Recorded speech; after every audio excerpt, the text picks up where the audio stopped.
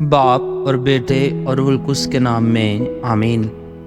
ہمارے لیے آج کی تلاوت مقدس پولس رسول کا خط افسیوں کے نام اس کے دوسرے باب کی پہلی 10 آیات۔ اور تمہیں بھی زندہ کیا جب تم اپنی ان خطاؤں اور گناہوں کے سبب سے مردہ تھے جن میں تم پہلے اس دنیا کے زمانے کے مطابق ہوا کی عملداری کے رئیس یعنی اس روح کے ماتحت چلتے تھے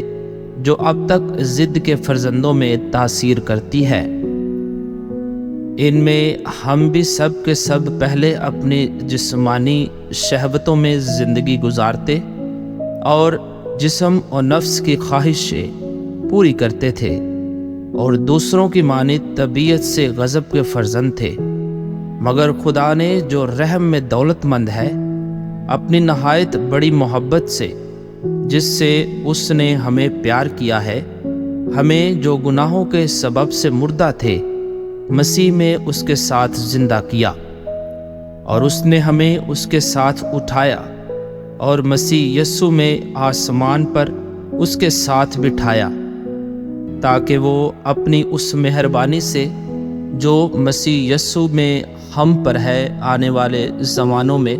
اپنے فضل کی بے حد دولت کو دکھائے، کیونکہ تمہیں فضل سے ایمان کے وسیلے سے نجات ملی ہے، اور یہ تمہاری طرف سے نہیں، یہ تو خدا کی بخشش ہے، اور اعمال سے بھی نہیں، تاکہ کوئی فخر نہ کرے، کیونکہ ہم اس کی کاریگری ہیں